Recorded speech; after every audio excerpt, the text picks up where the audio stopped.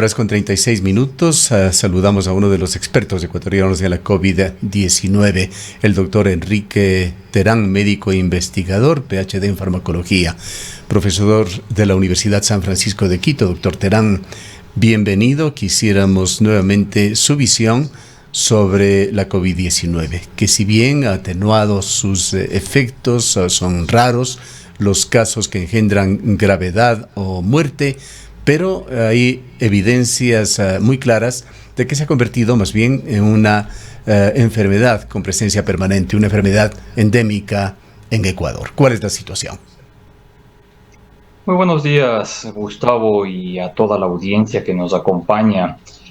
Creo yo que las palabras del doctor Guillén son de lo más acertadas y me atrevería a decir que si es que tuviéramos la opinión de un especialista que maneje adultos mayores, nos diría exactamente lo mismo, puesto que estos dos grupos extremos en edad, los niños y los ancianos, los adultos mayores, siguen siendo altamente vulnerables a la gestión enfermiza de la COVID-19. La Organización Mundial de la Salud todavía no ha levantado la situación de pandemia a nivel mundial y, como hemos dicho varias veces, no son los países los que pueden declararse libres o estables frente a esta situación. El número de variantes sigue siendo todavía preocupante, el virus sigue mutando, fundamentalmente por el fracaso que ha tenido la adopción de las dosis de refuerzo. Mire usted, Gustavo, que en el Ecuador nosotros tenemos datos provistos por el propio Ministerio de Salud que el primer refuerzo se administró en cerca de 7.800.000 personas. Si somos un poco optimistas, sería un poco más del 50% de la población ecuatoriana. Pero el segundo refuerzo lo han recibido menos de 3 millones de personas. Ahí es donde podemos nosotros cotejar que le hemos desafortunadamente, por un lado, perdido el miedo al virus, pero por otro, le estamos dejando una oportunidad sumamente grande para que siga siendo de las suyas. La última semana epidemiológica, el Ministerio de Salud Pública reportó la irónica cantidad de 11 casos de COVID a nivel país, lo cual todos sabemos que es Claro. imposible en el círculo Al cercano, en el doctor, círculo perdóname la familiar. interrupción, al doctor Guillén justamente le comentábamos sobre una experiencia personal que fuimos a un consultorio médico del IES con un médico general y él nos reportó que diariamente, este consultorio está ubicado en la Universidad de Cuenca, que diariamente él reportaba 5 casos entre los estudiantes en ese consultorio. Por supuesto, mire, nosotros a nivel de la universidad, a nivel del hospital, vemos que los casos de COVID siguen siendo permanentes. Obviamente ya no mata la COVID, obviamente ya no termina en cuidados intensivos, porque ese fue el éxito de la vacunación inicial. Pero ¿cómo desaprovechamos la oportunidad de educar adecuadamente para que la gente sepa que si no se vacuna, si no se inmuniza, está expuesto nuevamente a la COVID? Y claro, no va a tener con la severidad del caso, pero es un virus que le estamos conociendo, que le estamos aprendiendo a conocer y nos va preocupando lo que vemos, que son las secuelas posteriores que está dejando la infección y sobre todo la infección repetitiva por la COVID-19. Es preocupante que el Estado ha virado la página absolutamente, ya no se habla de COVID, ya parece no ser importante, y eso le va a acarrear al Estado en el mediano largo plazo una carga adicional de problemas crónicos consecuencia de esas infecciones repetidas. El Ministerio de Salud Pública acaba de lanzar una vez más con una ambición, yo diría, quizás extrema, la campaña de vacunación a los niños de 1 a 12 años y se habla de que se va a vacunar de poliomielitis, sarampión, rubiola, porque no ha habido esquemas completos.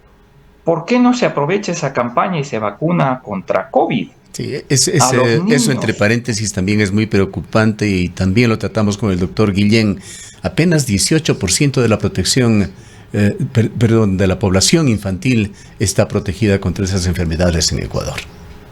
Es que lo que veníamos diciendo, Gustavo, mire usted que pretexto, y quizás válido, no lo niego, pretexto de la pandemia, las coberturas vacunales cayeron a los niveles más bajos históricos porque no había atención, porque había temor de la población, porque no había vacunas, hay que ser honestos, pero ya ha transcurrido un tiempo considerable y la inercia con la que se responde es realmente preocupante. Y entonces es inentendible. Si yo voy a vacunar y voy a hacer mingas vacunales, campañas vacunales, ¿por qué no aprovecho y vacuno contra todo lo que se puede vacunar? Y entonces, ¿qué será? ¿Que el ministerio o no tiene conocimiento al respecto de que la población pediátrica no tuvo coberturas adecuadas de vacunación contra la COVID? ¿Será que las autoridades creen que es irrelevante ya vacunarles? Pero vamos en contra de la corriente. La mayoría de los países están ya concentrados y preocupados en tener la vacuna actualizada, la vacuna bivalente, que a principios de año, usted recordará, Gustavo, se le preguntó al señor ministro de Salud y él decía que para marzo de este año iba a estar ya seguramente disponible esa Claro. vacuna para Esto, los que sí creemos. para el gran público, esta es la vacuna o aquellas vacunas que se las denominaba de segunda generación, que abarcaba una buena gama de las últimas variantes de la COVID-19 y que funcionan, según entendemos, con el ARN o ARNM, como también se lo llama. Correctamente, una vacuna modificada que brinda principalmente cobertura ya no solo contra la cepa original, sino contra la más peligrosa de todas, que fue la variante Omicron. Y con eso los estudios que ya están disponibles evidencian que vamos a caer quizás en lo que era el anhelo inicial, la vacunación anual. Y esa palabra, Gustavo, tiene que sonarnos. Al igual que influenza, la COVID vino para quedarse y hay que vacunarse anualmente, quizás con esta vacuna bivalente, pero el Estado no ha dado visos de interés. Y mire usted que seguramente usted, la mayoría de quienes nos escuchan, que nos hemos estado vacunando periódicamente, conscientes de la importancia y de la problemática, ya no tenemos alternativa. Si usted ya se colocó la segunda dosis de refuerzo, en el Ecuador ya no tiene posibilidad de recibir otra vacuna para la COVID porque el país decidió que no se compra. Y es más, el país tampoco quiere autorizar la comercialización privada. Entonces, si usted quiere seguir protegiéndose, Gustavo, va a tener que tomar un avión, irse a Estados Unidos para vacunarse allá con esa vacuna nueva, porque en el país no está disponible. ¿Cómo podemos nosotros crear conciencia si no damos herramientas y ejemplo a la población? Eh, Ahora bien vale la pena hablar sobre estos temas de la vacunación. Hay muchas cosas que se dicen, unos son mitos, podrá haber algunas realidades, pero muchas personas atribuyen varios males que han venido conjuntamente con las vacunas, efectos secundarios supuestamente que tienen una amplísima gama, desde derrames cerebrales, paralizaciones faciales, problemas de circulación de la sangre, etcétera, etcétera. ¿Qué hay de verdad en esto? ¿Qué riesgos engendran las vacunas y qué bondades? Muy buena pregunta, porque creo yo que siendo objetivos y sobre todo basándonos en la información que creo que es lo que corresponde en este caso, la mayoría de los mitos han sido ya despejados. todo aquello que era un poco ficticio, artificioso y hasta mítico, definitivamente no ha sucedido. No nos ha salido un ojo en la frente, no nos hemos vuelto hombres lobos, no se nos ha caído ninguna parte del cuerpo. Entonces, claro, todo eso fantasioso, creo que la gente ya lo ha asimilado. Pero las vacunas, como cualquier otro producto farmacéutico, no están libres de eventos adversos. Y nosotros hemos hecho esfuerzos ingerentes por tratar de monitorear cuáles son esos problemas asociados con la vacunación, pero sobre todo, cuál es la frecuencia con la que se presentan. Y afortunadamente, después de estos 3 años y un poco más de estar peleando contra la COVID-19, tenemos certeza de que el margen de seguridad de las vacunas es absolutamente aceptable en comparación a cualquier otra estrategia vacunal. Sí existen casos desafortunados en los cuales, por susceptibilidad principalmente de la persona que recibe, se han presentado algunas reacciones severas, pero al hacer una balanza entre el beneficio de la vacunación y el riesgo de que se presenten estos problemas, sin duda alguna gana el beneficio. Por eso, aprovechando este espacio, instar a esos 16 casi millones de ecuatorianos que no se han colocado todavía los refuerzos, particularmente el segundo o el primero inclusive, que acudan a los centros de vacunación, pida la vacuna contra la COVID.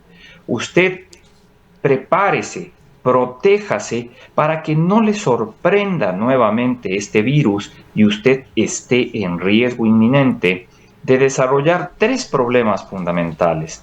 Secuelas en sistema nervioso central, que son las más importantes: cansancio, agotamiento, falta de concentración, dificultad para poder realizar las actividades normales; problemas cardiovasculares, que van desde aumento de la presión arterial hasta un problema muy particular que se llama la miocarditis o daño del tejido cardíaco; y 3, por supuesto, problemas pulmonares, secuelas pulmonares que dificultan la capacidad de ventilación normal en el organismo, con lo que eso representa para su actividad cotidiana. Ingresando a la parte final de este diálogo, doctor Terán, retornemos a lo expresado por el doctor Byron Guillén, quien en esencia calificaba a la población infantil de Ecuador como una población relegada en este tema del debido cuidado y la vacunación con respecto al COVID. Él señalaba que la Organización Panamericana de la Salud, la Organización Mundial de la Salud, las sociedades latinoamericanas pediátricas han establecido ya políticas y recomendaciones con respecto a este tema, pero que no hay visos de ninguna acción efectiva en Ecuador. Tal cual, yo creo que no puedo hacer más que endosar el sentimiento expresado por el doctor Guillén, conocedor de la realidad, por supuesto, y estudioso en el tema, porque nosotros tuvimos desde el principio una problemática de acceso de vacunas a la población pediátrica porque no existían los estudios. Usted recordará, y la audiencia seguramente, que nosotros teníamos relegada a la población infantil porque al principio decíamos quizás es menos susceptible al virus. Luego nos dimos cuenta que no, que era igualmente expuesta y sensible al virus, pero no había datos de seguridad de la vacunación. Cuando esos estudios salieron, ¿qué es lo que había que hacer? Volcarse, por supuesto, a tratar de vacunar a la mayor cantidad posible de niños lo más rápido posible. Pero si usted no tiene adopción por parte de los padres, si usted no ha logrado convencerles a los padres del valor de la vacunación, difícilmente va a convencerles de que vacunen a sus niños. Entonces, el trabajo tiene que ser comunicacional. Ojalá, y espero yo equivocarme sinceramente, ojalá esta campaña que ahora instauran de vacunación para sarampión, rubiola y la poliomielitis no nos del sinsabor de poca adopción por parte de los usuarios. Es que lo peor que nos dejó la pandemia, Gustavo, es que la gente empezó a cuestionar lo que no debería ser cuestionable. Retrocedimos 100 años en el valor que tienen las vacunas y hemos empezado a escuchar, inclusive de profesionales de la salud me refiero, que cuestionan el valor de las vacunas. Por favor, no seamos ilógicos, no seamos irracionales en lo que la ciencia médica ha logrado conquistar. Las vacunas son el mejor invento que ha podido tener la humanidad para lograr combatir las enfermedades infectocontagiosas, prolongar la sobrevida del individuo y mejorar la calidad de vida. Entonces, usted, frente a cualquier vacuna que le ofrezcan, para usted, para sus hijos, acéptela con beneplácito, piense que está haciendo una gestión positiva y que a su vez el Estado está invirtiendo recursos para darle esa protección. Bien, culminemos, doctor Terán, con su visión, su valoración, su evaluación del sistema de salud actualmente en Ecuador. Pienso que seguimos con un norte equivocado, distinto al que necesita el país. Las autoridades están empeñadas en la construcción de hospitales, en el fortalecimiento de los hospitales, cuando este país necesita atención en el primer nivel de salud, necesita atención comunitaria, y ahí es donde seguimos descuidando el proceso. La minoría de los pacientes deberían llegar a esos hospitales y deberían ser atendidas sus necesidades y resueltas en el primer nivel de salud. Mientras no entendamos que la prevención es el pilar fundamental para tener una población sana y no la curación, entonces creo que los indicadores no van a mejorar. Hay que hacer una reingeniería en el sistema de salud para que la población reciba lo que necesita de forma más fácil y efectiva. Tenemos todavía desabastecimiento de medicamentos, tenemos falencias de personal, pero esos temas progresivamente han pasado a segundo plano y mientras el país se debate en otros menesteres políticos, la salud de la población ecuatoriana sigue en desmedro, lastimosamente. Bien, muchas gracias nuevamente, doctor Terán, por su compañía y por haber compartido estos importantes conceptos con nuestros oyentes. Un gusto siempre, un buen día para todos y una buena semana. El doctor Enrique Terán es médico investigador académico de la Universidad San Francisco.